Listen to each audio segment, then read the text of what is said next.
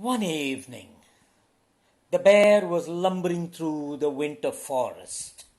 He was feeling very grumpy as usual. He said. But he was feeling very, very cheerful because he was on his way to a costume party. Yeah, he was wearing a cool costume like this. It was cold in the snow and a little fur cap helps. And he had drunk 2 or 3 buckets full of honeyberry brandy before setting out. The bear was wearing a very, very, very fine costume. He had a handsome green jacket and beautiful shiny boots, and he carried a gun over his shoulder. Yes, as you would have guessed, he was disguised as a hunter. Suddenly, the bear instincts took over, and he spied someone clumping towards him in the distance through the snow. It was someone wearing a handsome green jacket. Hey, mine's a handsome green jacket. Yes, it's a handsome green jacket. And he also had beautiful shiny boots and carrying a gun over his shoulder. As you have probably guessed, he was a hunter. Good evening, Brother Hunter, called the hunter in his deep bass voice. Are you on your way to the hunter's ball? Growled the bear in a voice as deep as it came from a dungeon. Excuse me, the hunter quickly apologized. Of course, you are none other than the champion bear hunter. I didn't recognize you at first. Think nothing of it. Growled the bear in a friendly way. He took the hunter's arm to steady himself, and arm in arm they lumbered off till the Deer's Head Inn. An inn is where all the hunters meet after their day of hunting and conquest and thirsty throats. And this is where the hunter's ball was being held. The other hunters were already there. Some were showing off their trophies and some were blowing hunters' horns. And all of them had, as you have guessed, thick big beards and loud, deep voices. But the loudest, deepest voice and the biggest, thickest beard belonged to, you guessed it right, the bear hunter. Here's to you, laughed the hunter, slapping the bear on the back. And to you, boom, replied the bear, slapping the hunter back. The hunter felt like he had been hit by a small avalanche of snow, and he shook. It took him a couple of minutes to steady himself. Excuse me, he apologized. Of course, you're none other than the champion bear hunter. Excuse us, we didn't apologize you at first. No harm done. Boom, said the bear, and they went on with the ball. They sang, and they danced, and they laughed and drank. Hunting is a very, very thirsty work, They drank, and they drank, and they drank. Do you know how people feel after lots of singing and dancing and laughing and drinking? The hunters began to feel like a little action. You know how you feel after you're drunk. You feel like an action. And the bear did too. Said the bear. Let's go out. And and shoot the bear, said the bear. So the hunters pulled on their big fur gloves and grabbed their hats and guns and clumped out into the cold night.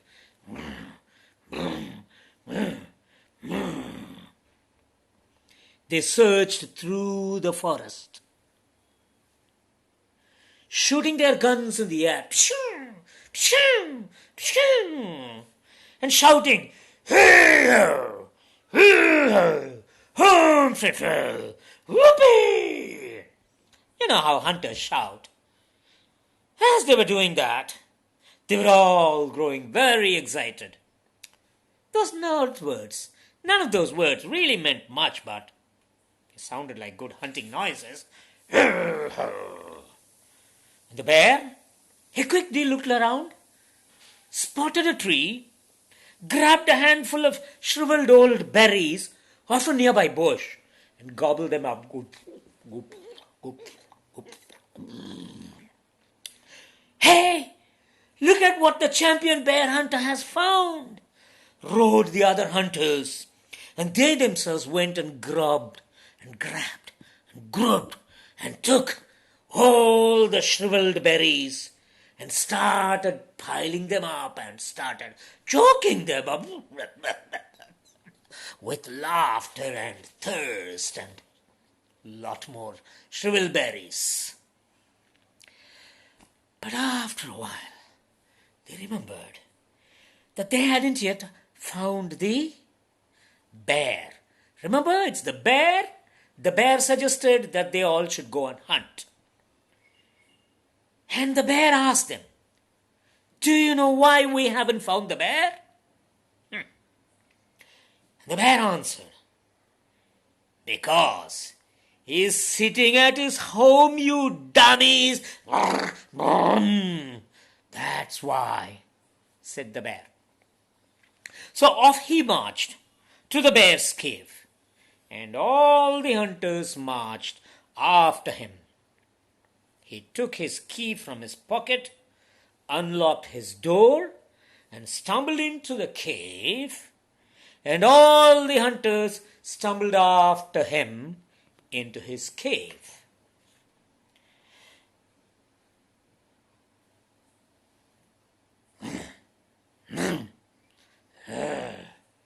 "Can't find the bear. The bear is out," grumbled the bear. He sniffed the air.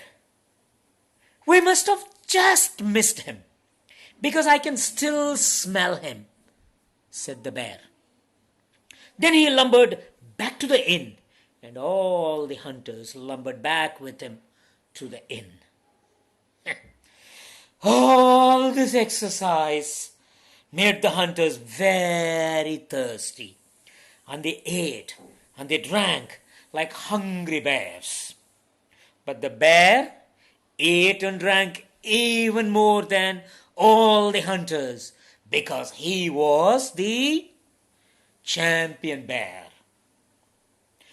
"Amazing," said one of the hunters.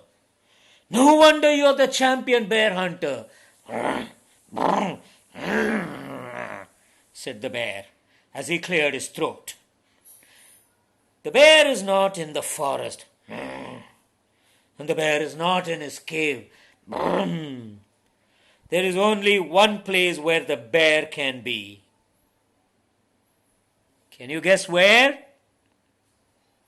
Do you know where the hunters said the bear must have been?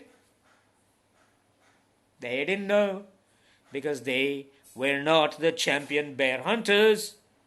But our bear was the champion bear hunter, and therefore he answered, "There's only one place where the bear must be. He is hiding among us, disguised as a hunter." "That must be it," agreed the hunters, and they looked at each other suspiciously. There was one very young hunter in the room. His beard was not very long, his voice was not very deep, and he was too timid to really enjoy hunting. So they decided he must be the bear. The hunters all therefore climbed up unsteadily out of their seats, thumping their beer cans and their brandy glasses, spilling things all over, and finally got up to their feet and tried to reach for their guns, hanging onto the walls, missing it by inches, and finally somehow got it along in their hand. Why do you want to go for your guns? Why do you want to take your guns? Asked the very young hunter. We want to shoot you, they explained, because you are the bear. Heh, you don't know the first thing about bears, said the bear. Look at this hunter. Does he have a snout and claws and a tail? He's got a point. He doesn't have a snout. He doesn't have claws. He doesn't have a tail. All of them admitted.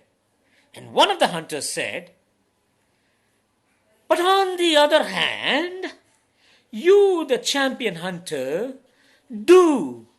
You have a snout. You have claws. You have tail.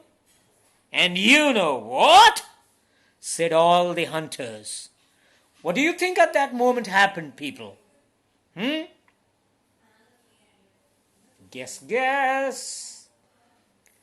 It's at that exact moment the bear's wife stomped in. She was very angry. You should be ashamed, she scolded the bear. Hanging around with a bunch like this? You being a bear? Hanging around human hunters? She gave the bear a bite on his neck to bring him to his senses and marched him out of the door. It's too bad, you know. You had to come and spoil the party, said the bear, as they walked through the forest home. We had just found the bear, wife. If you hadn't come, said the bear.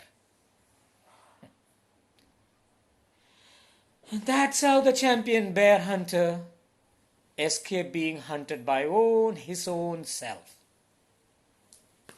Thank you for watching. Right, guys, so that's the champion bear hunter for the day. Hope you liked it. If you want to say something, just reply us at our handle. Until our next stream, signing off for the moment at KK the Dog. Bye-bye. Thank you for watching.